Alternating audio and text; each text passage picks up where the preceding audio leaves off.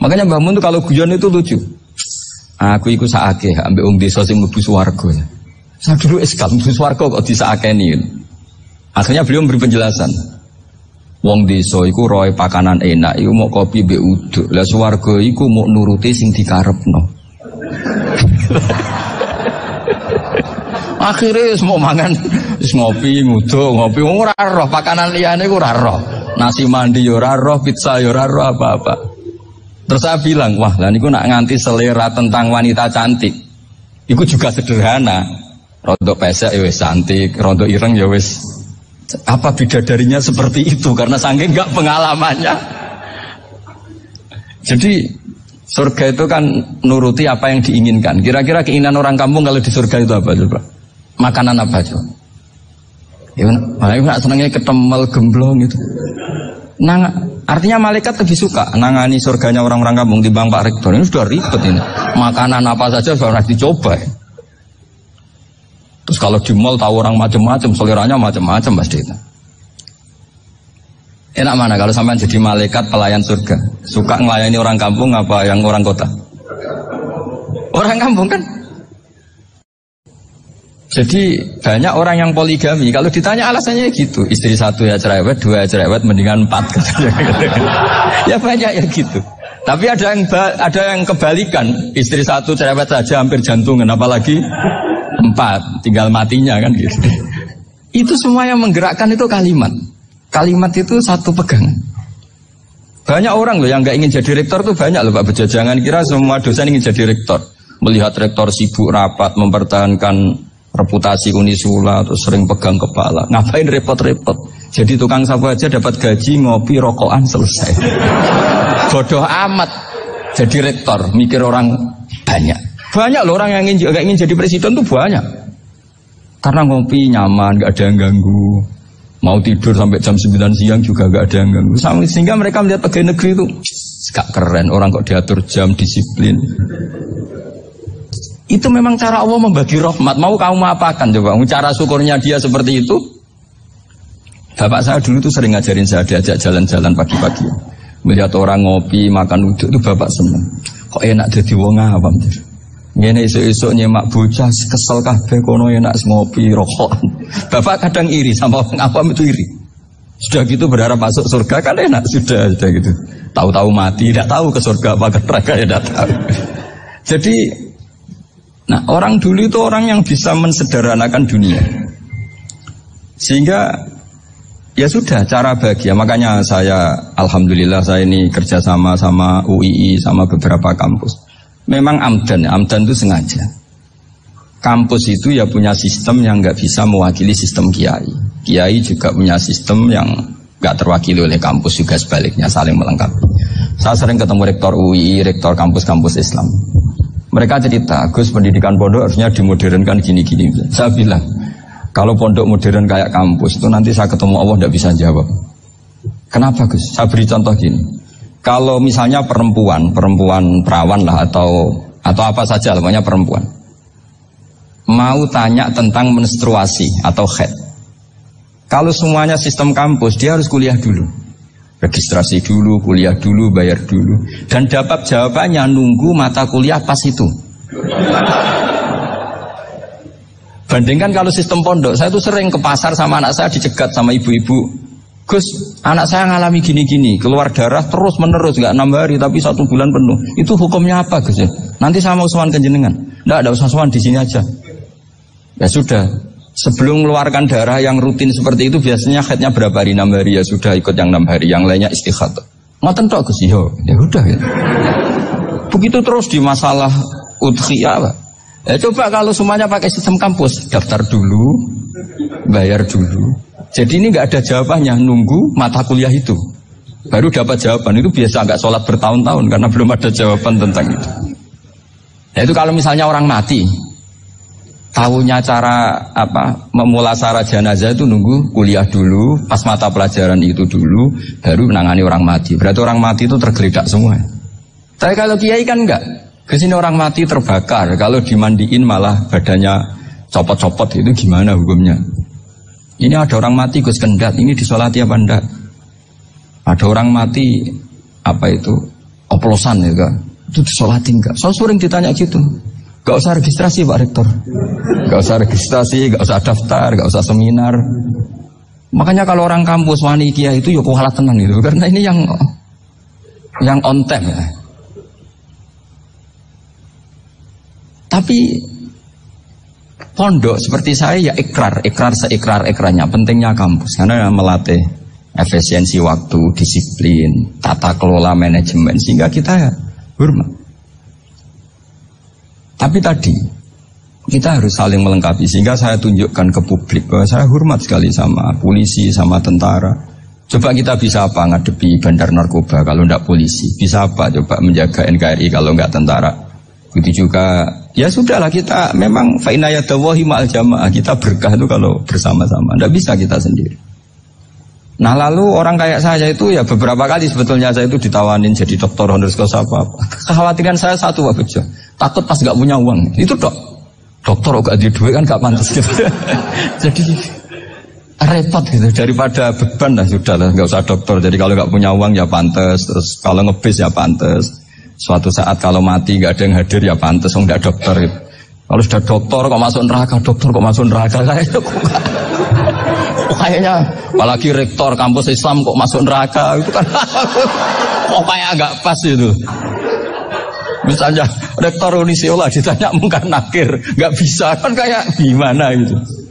Makanya harus sering ngaji saya supaya agak malu di depan mungkar nakir. Masa rektor ditanya mungkar nakir nggak bisa. Harus berani bentak ini saya rektor loh Pak mungkar nakir masa kalau wali-wali dulu berani.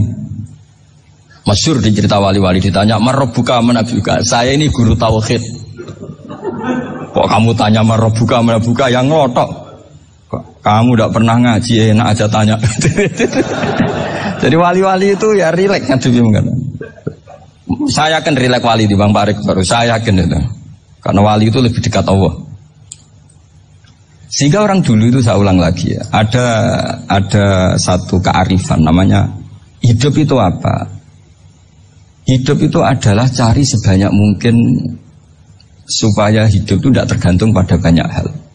Sehingga misalnya cara berpikir orang-orang modern itu sebenarnya banyak orang-orang ilmuwan yang nggak ngagumi Amerika. Bukan karena angkuh ndak. Untuk mempertahankan kebesaran negara sebesar itu, kebutuhan listriknya besar, kebutuhan tentaranya besar, kebutuhan apa? Sementara negara kayak Venezuela atau Swiss kebutuhannya ada banyak. Pertanyaannya, yang tergantung dengan banyak hal sama yang tidak tergantung banyak hal itu pinter mana? Kalau dibalik pertanyaannya gitu, negara-negara maju itu tidak keren kalau dibalik pertanyaannya. Orang yang untuk mempertahankan eksistensinya banyak, butuh banyak hal dengan yang tidak butuh banyak hal itu pinter mana? Orang yang bahagianya nunggu jadi dokter, nunggu jadi kiai besar, kiai viral, dengan orang yang bahagia cukup dengan ngopi, itu pinter mana? Tapi kalau dibalik pertanyaannya, orang yang taunya nikmat hanya kopi dengan nikmat yang banyak, pinter mana? Makanya Mbah Mun itu kalau guyon itu lucu. Aku ikut saake, ambil wong desa sing mlebu swarga. Saya dulu eskal mlebu swarga kok disakeni. Akhirnya beliau memberi penjelasan. Wong desa iku roe pakanan enak, iku mau kopi mbek uduk. Lah swarga iku mau nuruti sing dikarepno. Akhirnya semua mangan ngopi, nguduk, ngopi ora roh pakanan liyane ku ora roh. Nasi mandi yo ora roh, pizza yo ora roh apa-apa. Terus saya bilang, wah lah niku nak nganti selera tentang wanita cantik. Iku juga sederhana. Rontok pesek ya wis cantik, rontok ireng ya wis. Apa bidadarinya seperti itu karena saking enggak pengalamannya. Jadi surga itu kan nuruti apa yang diinginkan. Kira-kira keinginan orang kampung kalau di surga itu apa coba? Makanan apa coba? Ya, malah nak senengnya ketemel gemblong gitu. Nah, artinya malaikat lebih suka nangani surganya orang-orang kampung di Bang Pak Rektor. Ini sudah ribet ini. Makanan apa saja sudah harus dicoba. Ya. Terus kalau di mall tahu orang macam-macam, seleranya macam-macam pasti. Enak mana kalau sampean jadi malaikat pelayan surga? Suka ngelayani orang kampung apa yang orang kota? Orang kampung kan? Jadi ya itu guyon ya, guyon tapi itu menjadi pikiran kita bahwa orang yang banyak kebutuhan itu sebetulnya banyak kebodohannya karena menggantungkan kebahagiaannya dengan banyak hal. Makanya Imam Syafi'i ngendikan istighna itu apa? Al-istighna anis-sya'labi. Yang dikatakan kecukupan adalah berusaha sebanyak mungkin banyak hal tidak kamu butuhkan. Bukan memenuhi semua kebutuhan kamu. Karena nafsu kamu ini tidak ada batasnya gitu. Kalau kamu penuhin nggak akan selesai. Itu ada perempuan yang kurang cantik itu minta doa saya, Gus doain suami saya kaya. Terus tak guyonin, terus nggak minta. Kalau suami kamu kaya, yang pertama dirubah itu apa? Rumah supaya rumah saya bagus.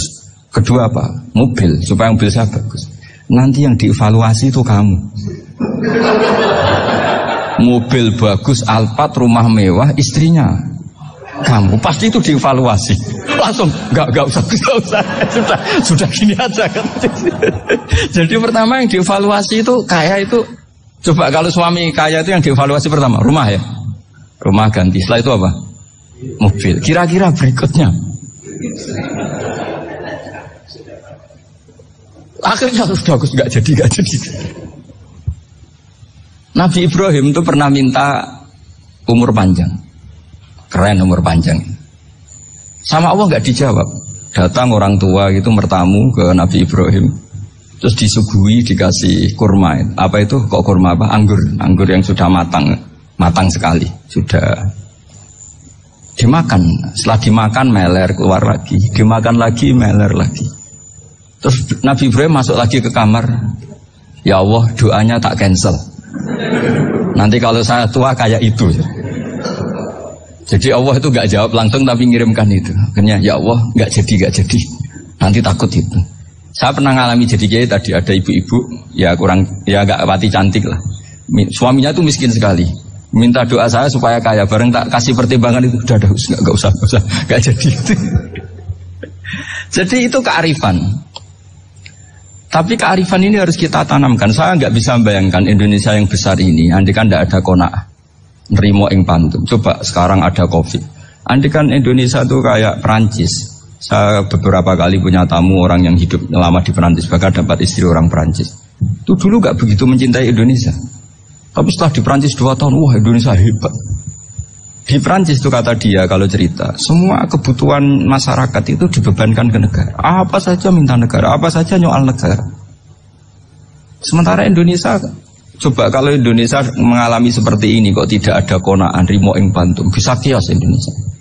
Orang miskin nyalahkan negara, kelaparan nyalahkan negara, apa saja. Tapi barokahnya dididik kiai jogeman nyalahno wong liya. Urip nromo ing pandum, diame. Sampai gak ngerti kalau Covid. Banyak tuh orang-orang kampung itu, orang lugu-lugu itu. Mbah niki saking Covid, salam ning Covid, muga-muga umure panjang. Dikira Covid itu nama orang yang ahli sosial itu.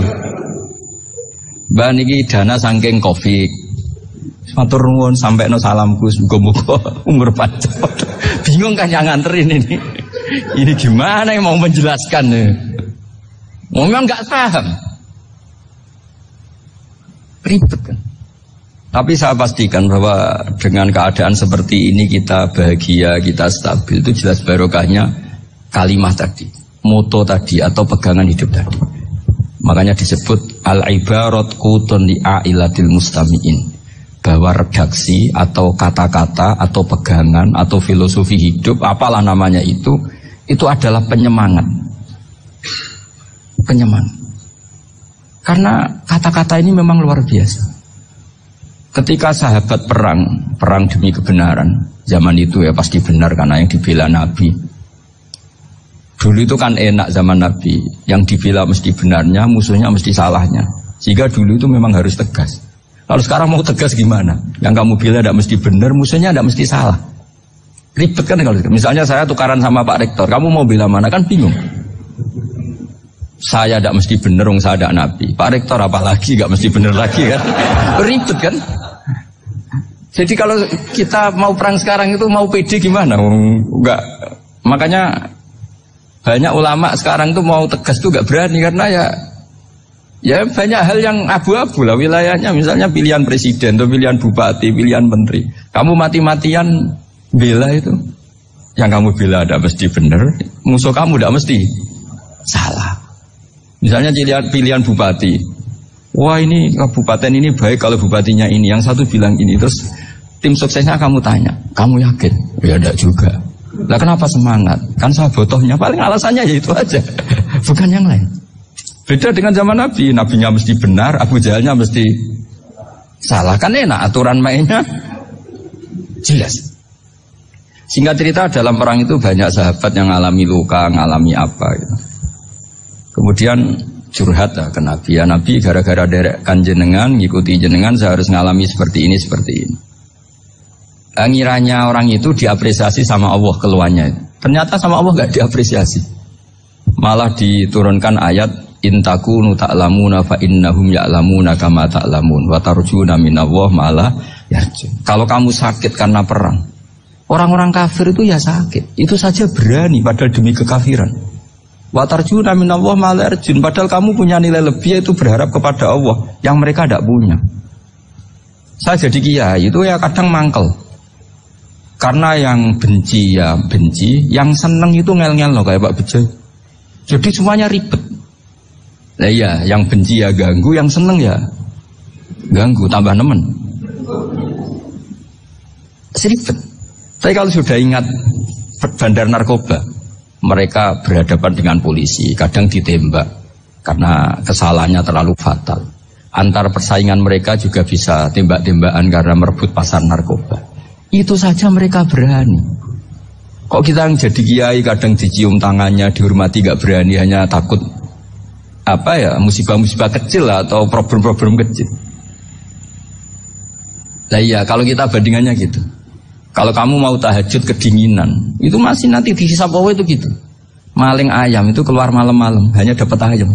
Itu gak takut dingin. Ya gak takut digebuki masa. Kamu mau tahajud saja takut dingin. Makanya nanti hisabnya orang soleh itu nanti dijajarkan orang dolim. Terus diperbandingkan. Wah itu habis kamu kalau itu. Jadi misalnya Unisola mau rapat, tapi ini malam, kalau malam dingin nanti sama masuk angin. Anak-anak pang di perapatan aja berani kamu. Kalau sudah perbandingannya gitu tuh ribet kita nanti.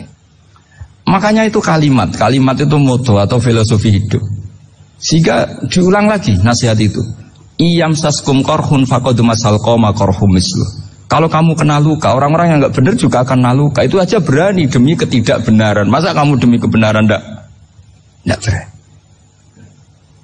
Akhirnya orang itu, ya itu kalimat, itu heroik. Makanya kita ini penting ya. Makanya tadi himne Unisula dimulai kalimat-kalimat thayyibah. Karena kalimat ini yang menjaga kita, kalimat ini. Misalnya tentang Tuhan. Kenapa orang Islam imannya kokoh seperti ini, termasuk yang sudah hidup di Amerika, di Australia, di mana-mana. Itu ya barokahnya ajaran atau barokahnya kalimah. Saya sebut kalimah saya pakai bahasa santri. Karena la ilaha illallah itu dalam tradisi santri disebut kalimatu haqqin aliyah nahya wa aliyah namut wa aliyah nub'ats. Ada yang riwayat wa biya nub'ats insyaallah ta'ala minal aminin.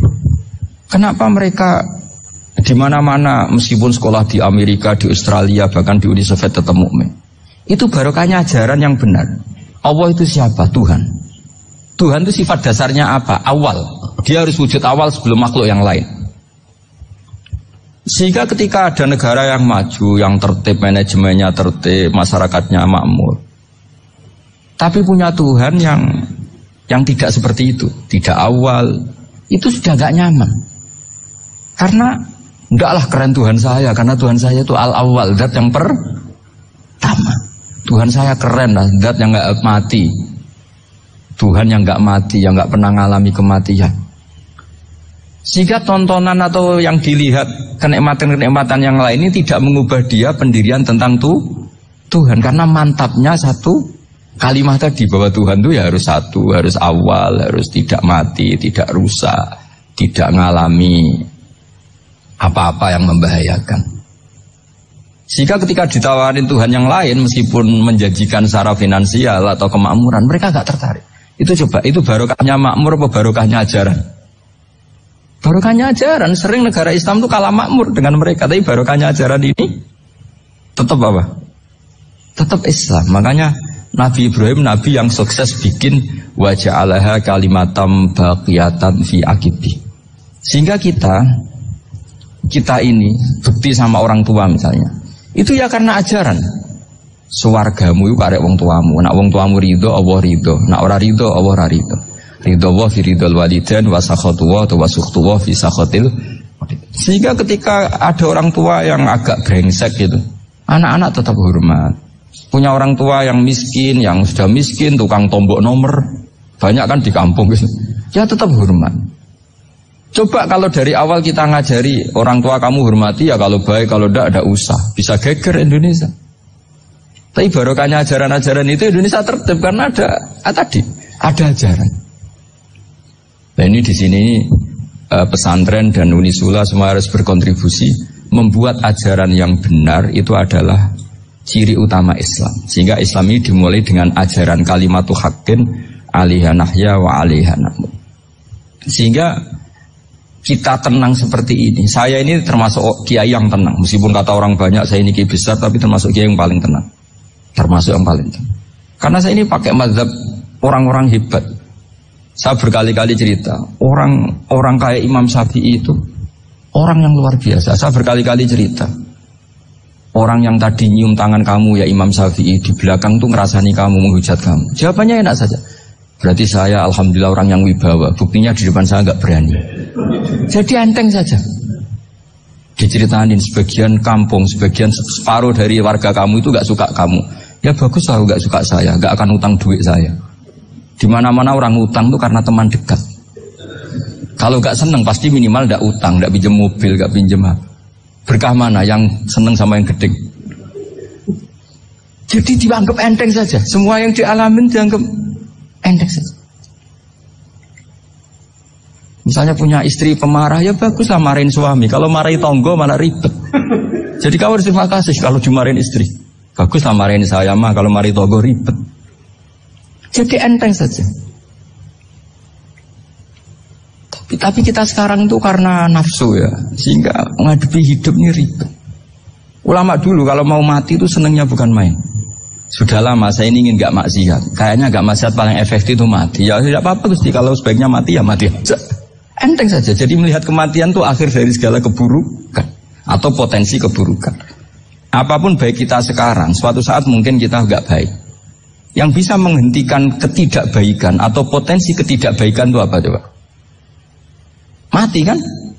Berarti mati itu mengerikan apa menyenangkan? Mesti kamu tidak berani menjawab. Meskipun secara ilmu kamu berani, tapi secara rasa agak berani kan? Saya ulang lagi ya. Yang bisa menghentikan keburukan atau potensi keburukan itu apa coba? Apa? Kematian. Berarti kematian itu menyenangkan atau menyusahkan? Apapun kamu tidak berani jawab karena kamu agak-agak duniawi itu kelihatannya. Tapi secara ilmu, kamu tahu kan kalau mati itu tidak buruk-buruk banget. Karena apa? Itu akhir dari segala keburukan. Sehingga Nabi ngajarkan kalimat itu begitu luar biasa. Allahumma ahyini maka natil hayatu khairan li wa tawaffani maka natil wafatu khairan li. Nabi melihat dunia itu begitu indah. Ya Allah, kalau saya ini hidup, anggap saja hidup ini ziyadatan li fi kulli khairin, menjadi modal saya menambah segala kebaikan. Jika suatu saat saya mati, anggap mawon rohatan li min kulli syarrin, itu akhir dari segala keburukan saya. Sehingga mati hidup ya baik karena di situ kita bisa berkontribusi, beramal soleh. Mati juga baik karena mengakhiri segala keburukan. Nabi nate ngendikan lagi, ajaban li amril mu'mini inna amrahu kullahu khair. Orang mukmin itu mengagumkan, semuanya baik.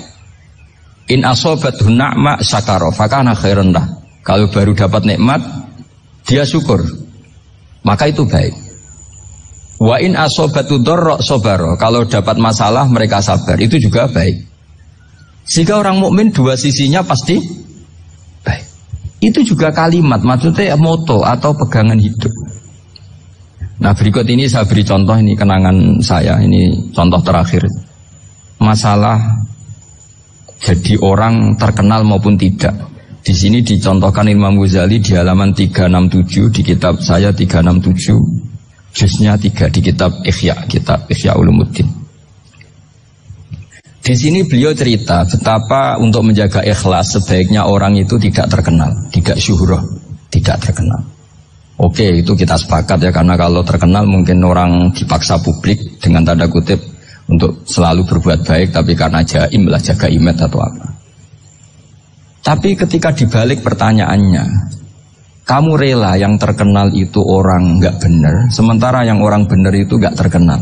Lalu masyarakat taunya yang tidak benar. Kalau pertanyaannya dibalik itu, orang baik wajib terkenal enggak? Kalau pertanyaannya dibalik seperti itu, dokter yang benar tidak terkenal, yang malpraktek terkenal. Kamu ingin kondisi seperti itu? Gak ingin kan? Kampus yang bagus gak terkenal, kampus yang bagus gak terkenal, yang gak bagus. Nah, artinya apa? Gara-gara olah kata, olah pikiran, ini logika jadi rubah. Lagi-lagi apa? Jawaban itu ada di kata-kata sebetulnya. Makanya bab-bab seperti ini tidak usahlah kita berdebat, berpolemik. Sebaiknya orang itu humul, menutup diri, apa sebaiknya orang terkenal, itu nggak perlu seperti itu. Sudah terserah Tuhan saja. Makanya saya mulai dulu ngaji sampai sekarang itu ya tidak punya punya ikon tertentu atau punya website tertentu, enggak. Sudah terserah pangeran. Saya juga tidak sok suci materialistik atau enggak, ya tidak mikir saya. Bukan apa-apa ya, karena saya ini kiai, jadi biasa urusannya sama Allah, tidak sama makhluk. Jadi pusing kalau sama sarah-sarahnya makhluk itu pusing. Meskipun rektor kalau nasihati saya pasti tidak saya terima, itu tetap makhluk, itu sudah ada ngefek. Kalau saya itu sudah ada itu. Bukan karena saya sombong, ya memang makhluk betul gitu, bukan. Cuma nasibnya bejo aja, tapi makhluk tetap makhluk.